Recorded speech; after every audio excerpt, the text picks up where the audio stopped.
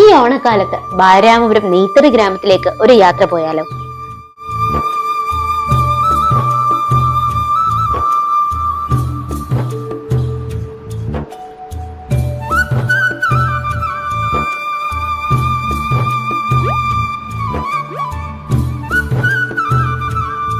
ഇതിലും മികച്ചപ്പെട്ട സ്വപ്നങ്ങൾ മാത്രം എന്ന് ആരൊക്കെയോ പറയുന്നത് പോലെ ബാലരാമപുരം കൈത്തറി ഗ്രാമങ്ങളിൽ നിന്നും സ്ത്രീകൾ നെയ്തെടുക്കുന്ന വസ്ത്രങ്ങളെക്കാൾ മികച്ച വസ്ത്രങ്ങൾ, സ്വപ്നങ്ങൾ മാത്രമേ ലഭിക്കുള്ളൂ എന്ന് ആരൊക്കെയോ പറയുന്നത് കേട്ടുകൊണ്ടാണ് ഞങ്ങൾ ഇന്നിവിടെ എത്തിയത്. തലസ്ഥാന നഗരിയുടെ തിരക്കിട്ട ജീവിതത്തിൽ നിന്ന് മാറി തികച്ചും ഒരു തമിഴ് അഗ്രഹാരത്തിന്റെ ടച്ചോടുകൂടി വീണ്ടു കിടക്കുന്ന പാതയോരം. നഗരത്തിലെ വലിയ കെട്ടിട സമുച്ചയങ്ങളെക്കാൾ ഭംഗിയുള്ളതായി തോന്നുന്ന ചെറിയ അഗ്രഹാരങ്ങളാണ് ഈ വഴിയുടെ രണ്ട് ഭാഗങ്ങളിലും. യാതൊരു ആർഭാടവുമില്ലാത്ത തെരുവോരങ്ങൾ, സാധാരണക്കാരായ മനുഷ്യർ, ഈ തെരുവിന് ചേരുന്ന രീതിയിലുള്ള വാസ്തു നിർമ്മിതികൾ, ഇതൊക്കെയാണ് ഇവിടം സുന്ദരമാക്കുന്നത്. ഈ തെരുവിന്റെ രണ്ട് ഭാഗങ്ങളിലുമുള്ള വീടുകളിൽ പലതും കൈത്തറി ഉൽപ്പന്നങ്ങൾ വിൽക്കുന്ന കടകളാണ്. ഇവിടെ തന്നെയുള്ള സ്ത്രീകൾ ഇവിടെ ഇരുന്ന് മറ്റൊരു നൂതന സാങ്കേതിക വിദ്യയുടെയും സഹായമില്ലാതെ നെയ്തെടുക്കുന്ന വസ്ത്രങ്ങളാണ് ഇവിടെ ഓരോ കടയിലും വിൽപ്പനയ്ക്കെത്തുന്നത്. അതുകൊണ്ട് തന്നെയാണ് ബാലരാമപുരം നെയ്ത്തറിക്ക് പേരുകേട്ട നാടായത്.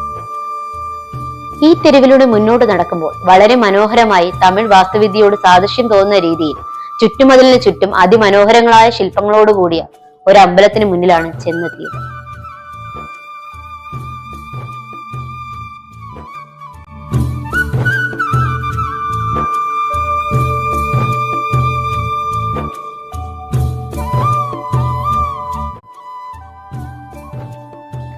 ആർക്കും ഒന്ന് കേറാൻ തോന്നുന്ന രീതിയിലുള്ള വാസ്തു നിർമ്മിതി. പക്ഷെ നമ്മൾ അവിടെ എത്തിയത് ഉച്ച സമയമായതുകൊണ്ട് തന്നെ ക്ഷേത്രം അടച്ചിട്ടിരിക്കുകയായിരുന്നു. ഏതെങ്കിലും ഒരു നെയ്ത്തറി ശാലയിൽ കയറണമെന്ന ഉദ്ദേശത്തോടെ ആയിരുന്നു ഞങ്ങൾ അവിടെ എത്തിയത്. പക്ഷെ നിർഭാഗ്യവശാൽ ഞങ്ങൾ അവിടെ എത്തിയത് ഒരു ഞായറാഴ്ചയായിരുന്നു. അതുകൊണ്ട് തന്നെ പല കടകളും അടച്ചിട്ടിരിക്കുകയായിരുന്നു. പിന്നെ താമസിക്കാൻ നിന്നില്ല. ക്ഷേത്രത്തിന് പിന്നിലായി കണ്ട രവികൃഷ്ണൻ ടെക്സ്റ്റൈൽസിലെ ഉടമയോട് ഷൂട്ടിംഗ് ചെയ്യാനുള്ള അനുവാദം ചോദിച്ചു. ടെക്സ്റ്റൈൽസിന്റെ അണ്ടർഗ്രൗണ്ട് ഫ്ലോറിൽ വെച്ചാണ് നെയ്ത്ത് ജോലികളെല്ലാം നടക്കുന്നത്. അവധി ദിവസം ആയതുകൊണ്ട് തന്നെ നമ്മൾ ചെല്ലുന്ന നേരം നെയ്ത്തുകാരായി 3 പേരെ ഉണ്ടായിരുന്നുള്ളൂ.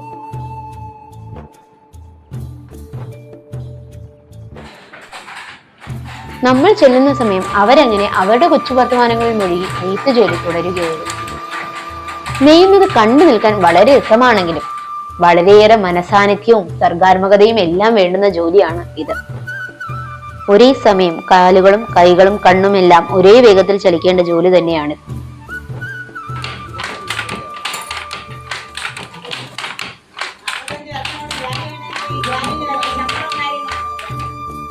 ഇതിൽ നിന്നും വലിയ ശമ്പളമൊന്നും ഇവർക്ക് ലഭിക്കുന്നുണ്ടാവില്ല. തങ്ങൾക്കറിയാവുന്ന ഒരു ജോലിയിൽ ഏർപ്പെട്ടുകൊണ്ട് സ്വന്തം കുടുംബം പുലർത്താൻ ശ്രമിക്കുന്നവരാവാം ഇവർ ഓരോരുത്തരും.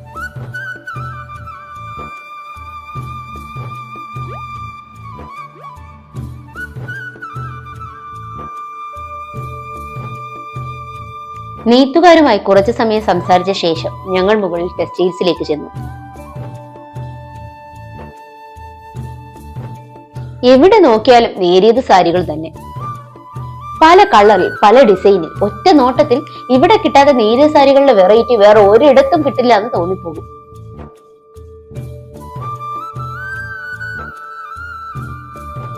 സാരികളുടെ വെറൈറ്റിക്ക് പുറമെയായി ഇവിടെ നെയ്തെടുത്ത ഷർട്ടും മുണ്ടും ചുരിദാറും എല്ലാം ഉണ്ട് ഇവിടെ.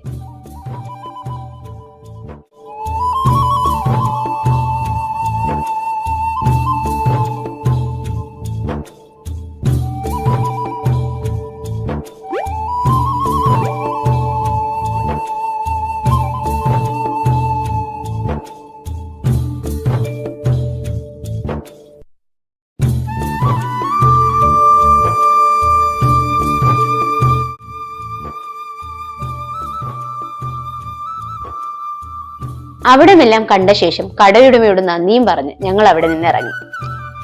നീണ്ടു നിവർന്നു കിടക്കുന്ന ചെറിയ തെരുവീതിയിലൂടെ മടക്കയാത്ര. തിരികെ പോകുമ്പോൾ ഞാൻ ആലോചിച്ചത്, സഞ്ചാരം കാണുമ്പോൾ സന്തോഷ് ജോർജുകൾ അങ്ങനെ പറഞ്ഞു കൊതിപ്പിക്കാറുള്ളത് പോലെയുള്ള ആൾക്കാരും ഗ്രാമങ്ങളും എല്ലാം ഇപ്പോഴും നമ്മുടെ ചുറ്റും എവിടെയൊക്കെയോ ഉണ്ടല്ലോ എന്നാണ്. ഓണം അടുക്കും തോറും ഇവിടുത്തെ തെരുവീതിയിലെ ആൾത്തിരക്കും കൂടും.